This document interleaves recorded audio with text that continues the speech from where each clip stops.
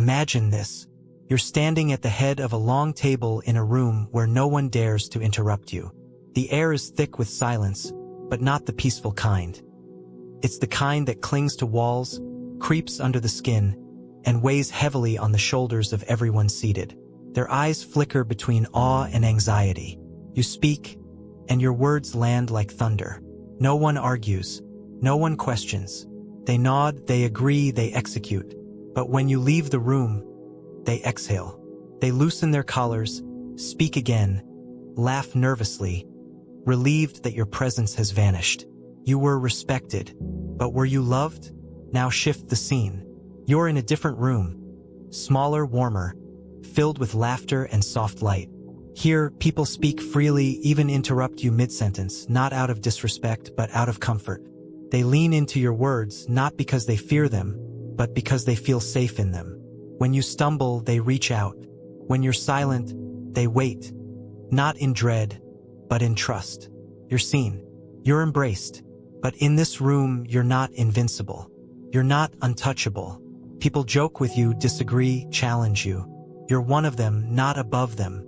Now ask yourself, which room do you crave more? And which room do you actually live in? There is a fracture in the human soul, one that quietly splits down the middle of every relationship, every leader, every parent, every partner, every version of you. It's the haunting, whispering dilemma we rarely name but always feel: to be loved or to be feared. You may not say it aloud, but you've felt it. In a relationship where you chose silence over truth because you didn't want to lose their affection. In a leadership role where you tightened control, afraid kindness would be seen as weakness. In parenting where you raised your voice not because it was effective but because it was easy. In friendships where you armored yourself with sarcasm and authority, terrified of being vulnerable. You thought, they'll respect me more if they fear me. You thought, love makes you soft, weak, exposed. And so you made your choice, consciously or not, to be feared so you'd never be abandoned, or to be loved, risking that you'd never be truly respected. But here's the paradox that haunts both choices. Fear demands distance. Love requires closeness. One builds a throne, the other a home. You can't have both. When you are feared, your voice echoes, but it is not heard with the heart. When you are loved, your presence matters, but it is not always obeyed. So what do you value more? Influence or intimacy? Control or connection? Obedience or authenticity? You can't be both lion and lamb, not in the same breath. And if you think you can, look closer, because every empire ruled by fear eventually rots from the inside. And every life ruled by a need to be loved can become a prison of self-abandonment. Even the greats wrestled with this tension. Machiavelli, in The Prince, coldly advised rulers it was safer to be feared than loved. But his words betrayed the quiet terror of someone who didn't trust humanity at all. Jesus, by contrast, walked unarmed into crowds that would betray him, not to dominate but to love. He was revered, not because he made others cower, but because he made them feel seen. Two archetypes, two legacies, two wildly different endings. So again, we ask, is it truly possible to be both loved and feared? Or is that just something we hope for, because choosing one feels like losing the other? And deeper still, what does your choice say about you? What wound are you hiding when you choose fear over love? What fear are you running from when you choose love over power? There's a deeper war within, a quiet one, but relentless. A war between the self that wants to be held and the self that wants to be worshipped. So pick one, but know that your choice echoes in your relationships, your identity, your legacy. Because in the end, every room you walk into becomes a reflection of what you chose. Will they sit in silence because they fear your wrath? Or will they speak their truth because they trust your heart? And can you truly live with the answer? Let's begin with a simple but uncomfortable truth. Most people don't actually want love. They want control disguised as connection. They want admiration without vulnerability, loyalty without question, warmth without exposure. It's no accident that we confuse love with being obeyed or worshipped. The deeper we look, the more we uncover something primal, something ancient in the architecture of the human psyche. We are torn creatures, divided by contradictory instincts. Carl Jung called it the shadow, the dark, repressed parts of ourselves we dare not look at. That part of you that wants to dominate rather than be known. That voice within that says, "It's safer if they fear me. They can't hurt me that way." Where does that voice come from? It begins in childhood. Before you had words for power or love, you were absorbing lessons like smoke in the air. Maybe when you cried, someone shouted. When you reached for connection, you were punished. When you showed weakness, it was mocked. Over time, your inner child concluded, vulnerability is dangerous. And so the fortress began. Brick by brick, you armored your heart. Not because you were cruel, but because you were scared. Not because you wanted power, but because you didn't want pain. Fear, you learned, commands attention. Fear, unlike love, does not abandon. People may not like you, but they won't forget you. They'll stay. Not because they want to, but because they're too afraid to leave. And for the wounded psyche, sometimes that's enough. But there's a cost. One Jung described as the unlived life. The shadow you suppress becomes the destiny you project. You think you're seeking respect when you're really avoiding rejection. You think you're building strength when you're really shielding a wound. It's a universal paradox. The more we crave love, the more we fear it. Arthur Schopenhauer once wrote that love is a deception practiced by nature, a manipulation of the will to survive. In other words, love isn't noble. It's a biological trick to keep the species going. Brutal, right? But what if he wasn't entirely wrong? Biologically, humans are wired for survival, not emotional fulfillment. Your brain prioritizes safety over sincerity. That's why the amygdala, your threat detection system, reacts more intensely to fear than to affection. It remembers humiliation more vividly than kindness.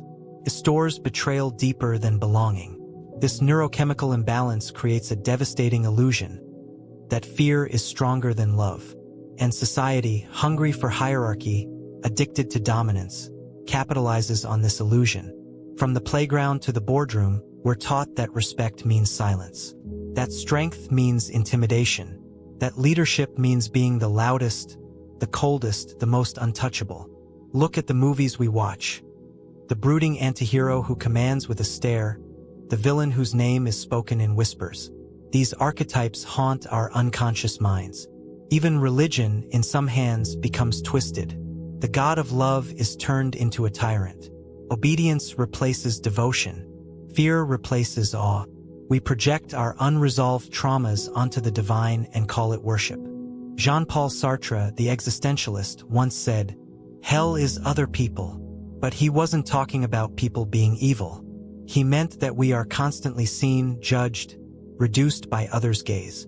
So we armor up. We become what they fear, so they never see what we feel. The self becomes a performance, an armor of power over a heart of glass. This is the hidden problem. The human condition is wired for both connection and control, but they cannot exist in the same breath. To be loved is to be known. To be feared is to be obeyed. You can't fully be both, because the more someone fears you, the less of you they actually see. But here's the deeper tragedy. We don't know who we are without either. Strip away the fear, and you feel exposed. Strip away the love, and you feel hollow. And so we oscillate. In one moment, we soften our voice to keep love. In the next, we harden it to keep respect. We become shapeshifters, never fully ourselves, always managing perception. Why? Because modern life rewards image over essence. You are told to build your brand, command the room, take up space. Vulnerability? That's a liability. We live in a world that sees gentleness as weakness, compassion as incompetence. But deep down, your soul knows better. There's a gnawing emptiness in power without love, and a quiet ache in love without self-respect. Aldous Huxley wrote, "The deepest sin against the human mind is to believe things without evidence." And yet, how often do we believe we must choose between being cherished or being respected without ever testing that belief? Who taught you that you couldn't be soft and strong?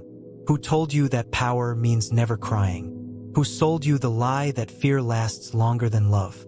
This isn't just about relationships or leadership. It's about identity.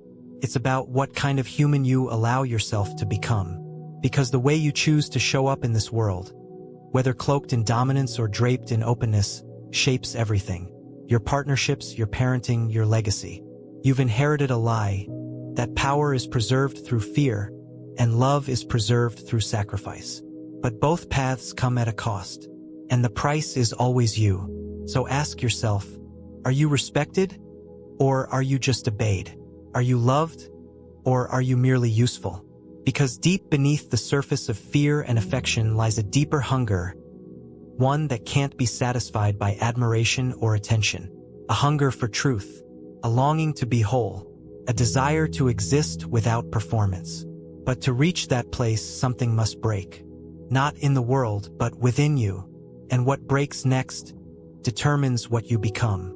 You wake up one morning and everything seems normal. The sun slices through the blinds. The coffee brews the same way.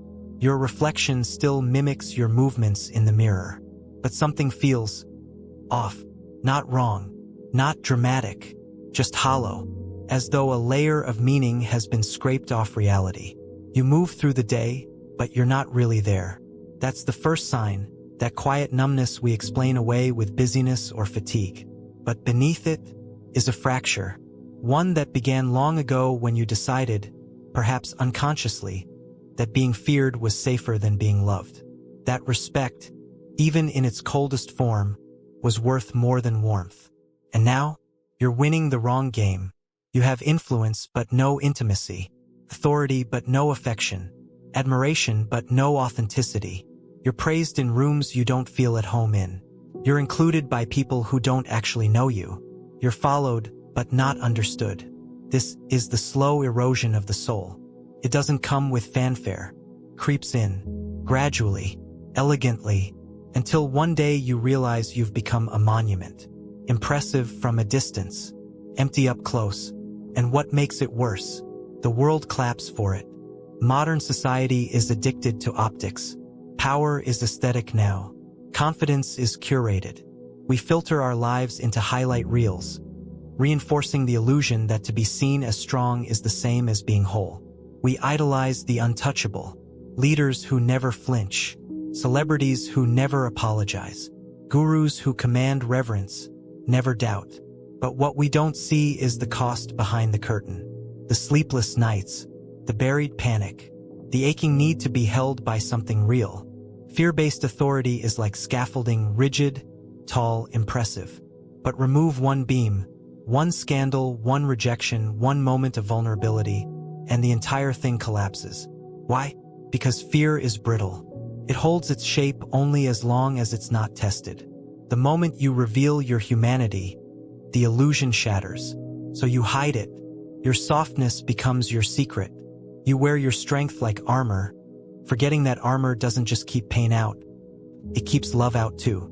And it's not just you. This trade-off between love and fear echoes across the culture like a silent epidemic. In relationships, people pretend to be less emotional, less invested, less available, because they've been taught that showing care too quickly means losing control. Ghosting has become a strategy, not just a symptom. Vulnerability is weaponized. People date like chess players, strategizing every move to avoid being the one who cares more. In families, children grow up confusing discipline with distance. They learn that love comes with conditions, that praise is performance-based, that crying is something to apologize for. They inherit the unspoken rule. Don't be too soft. Don't need too much. Be good, but not too open. In workplaces, leaders strive for fear-based respect. They confuse silence for obedience and obedience for trust. Employees perform under pressure but don't speak up. Innovation dies. Loyalty withers. But the numbers look good, so nobody questions it until burnout sets in like a virus. This is the hidden cost of choosing fear over love. You don't just lose connection. You lose vitality. You lose truth. You lose you. And your nervous system pays the price. Neurologically, living in fear, even subtle social fear, keeps your brain in a chronic low-level state of fight or flight. Cortisol floods your bloodstream. You sleep less deeply. You digest food poorly. You struggle to focus. Your creativity plummets.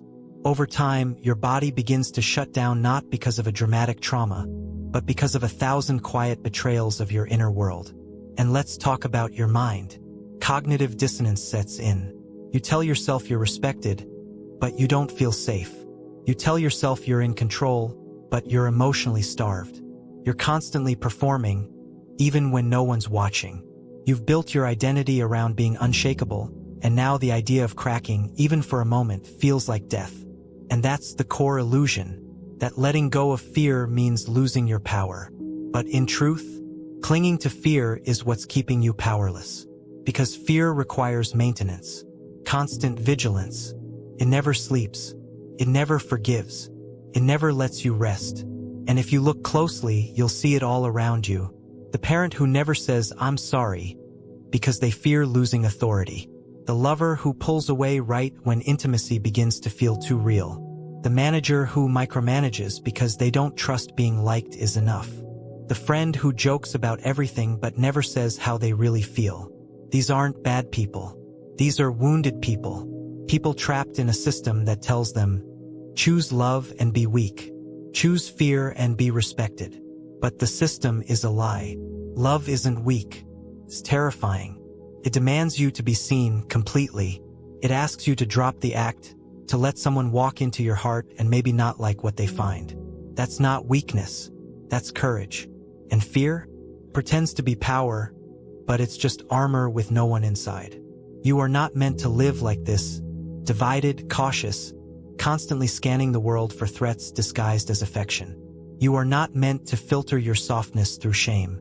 But the longer you stay here, choosing fear to feel safe, the more distant love becomes. It won't leave out of anger. It will leave out of silence. Slowly, softly, like a bird realizing the window will never open. Until one day you wake up and realize no one truly knows you. Not because they didn't try, but because you wouldn't let them. And that is the final, most haunting consequence of choosing fear over love. You become a stranger to your own life. Not hated, not unloved, just unknown. And if that sentence doesn't shake something loose in you, read it again. Because the question is no longer, can you be loved and feared? The question is, will you die with your heart still locked in armor? And if not, then what now? It always starts with a fracture. A subtle moment where the old story fails to hold its shape. Maybe it's in the mirror, where the image you've carefully curated finally glares back. Not as power, but as loneliness. Maybe it's in a quiet conversation, when someone looks you in the eye and says, you don't let people in. And for the first time, you believe them. That's how rebellion begins. Not with fire, not with fury, but with a whisper. This isn't who I want to be anymore. You've spent so long trying to be feared, respected, untouched, that you've forgotten what softness feels like. You've worn control like a crown, not realizing it also shackled you to your own performance. But now something inside is cracking open. Not from weakness, but from truth. And that's where everything changes. Because here's the radical truth they never teach you. The deepest strength lies in surrender. Not surrender to others, not to fate, but to yourself. Your real self. The one who doesn't need to be feared to be seen. The world has it backward. We're told to build up walls, to create personas that impress rather than reveal. We're told love is earned, and fear is power. But history, psychology, mythology, they all tell a different story. Think of Carl Jung.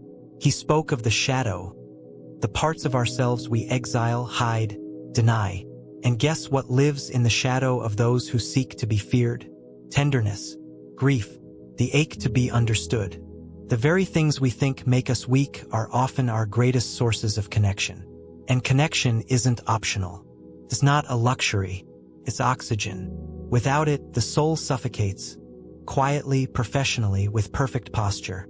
So how do you begin the rebellion? You do the most dangerous thing a fear-driven world can imagine. You tell the truth, not the polished truth, the raw one, the kind that says, I'm scared of not being enough, so I pretend I don't care. Or, I've pushed people away because I didn't know how to be seen without losing control.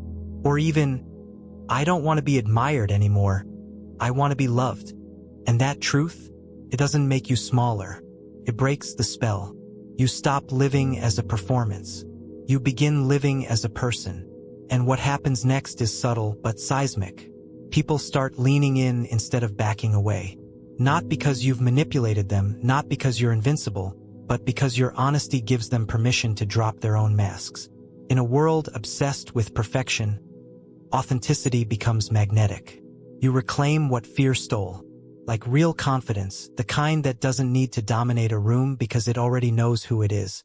Or clarity, the kind that doesn't require applause to make decisions. Or intimacy, the kind that touches you deeper than admiration ever could. And here's where it gets even more revolutionary. When you stop needing to be feared, your power becomes clean. Not coercive, not performative, just present. You walk into rooms differently, not demanding respect, but radiating it. You speak your mind not to control, but to connect. You lead not by force, but by example. This is the way of the inner rebel, not the one who destroys everything in anger, but the one who reclaims their life in truth. And if you need proof it's possible, look to those who've walked this path before. Think of Viktor Frankl, who survived unimaginable suffering in concentration camps and still chose meaning over resentment. He spoke of a last human freedom, the power to choose your response. Even in horror, he didn't become bitter. He didn't build walls. He loved. Or consider Nelson Mandela, 27 years in prison, and yet he emerged not with vengeance, but with grace. He had every reason to rule by fear. Instead, he chose reconciliation. And his strength? Unshakable. Because it wasn't rooted in domination, it was rooted in purpose. Even artists embody this rebellion. Frida Kahlo didn't hide her pain. She painted it. She let her brokenness bloom into color, and the world couldn't look away. These people weren't weak. They were dangerous to systems built on silence. Because nothing is more threatening to control than someone who chooses truth over performance, vulnerability over fear. And now, it's your turn. Not to start a movement out there, but to start one in here. Maybe you stop pretending you're always okay. Maybe you finally reach out to the friend you pushed away. Maybe you walk into work tomorrow and speak with honesty, not hierarchy. Maybe you go home and admit to your partner, I'm tired of being admired. I want to be known. Whatever it is, understand this.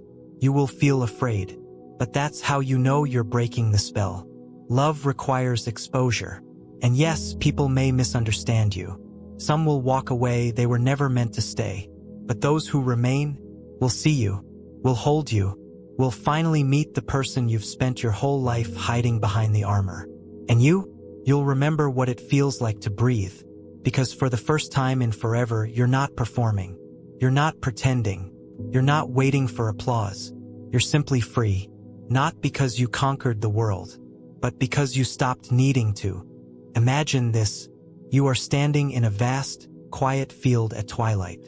The sky burns gold, then softens to ash. There's no one around, no crowd to impress, no enemy to intimidate, no mirror to adjust your posture in. It's just you and the silence you've been running from your entire life. And suddenly, in that stillness, a question floats to the surface. What if I was never meant to choose? You've lived in a world that demanded a binary. Be feared or be loved. Be strong or be soft. Lead or follow. Win or feel. But what if that world was built on a lie? What if the ultimate truth isn't about picking between fear and love, but about seeing the illusion that you ever had to choose at all? That's the final twist, so obvious it's been hiding in plain sight. Real power, the kind that lasts, the kind that transforms, isn't forged by fear or even granted by love. It's found in wholeness, in integration, in becoming someone who no longer has to fracture themselves to survive. Fear and love were never meant to be rivals. They were meant to be reconciled. You are not just the calm or just the storm. You are the horizon that holds both. Because love, when it's real, isn't weakness. And fear, when it's clean, isn't cruelty. Fear says, this matters too much to lose. Love says, I will risk it anyway. When combined, when not weaponized against one another, they form something transcendent: reverence. To be truly revered is not to be feared or adored. It is to be known and still respected. It is to be seen completely and still chosen. And that, perhaps, is the greatest human longing of all. Not to be untouchable, but to be touchable and treasured. Not to be followed, but to be felt. Not to be elevated, but to be embraced without conditions. This is the paradox of all great souls. They hold tension without breaking.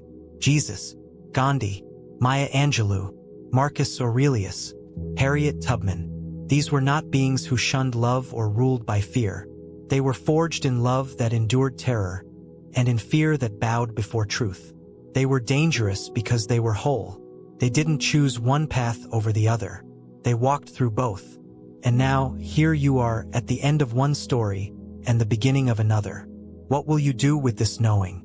Maybe, for the first time, you stop measuring yourself by how many admire you. Maybe you look back at every time you tried to be intimidating and realize you were just afraid of being abandoned. Maybe you finally see that power has nothing to do with being above others and everything to do with being rooted in yourself. And here's where the ultimate truth becomes unbearable and beautiful. You were never unworthy of love. You just thought you had to earn it with fear. But love cannot be coerced.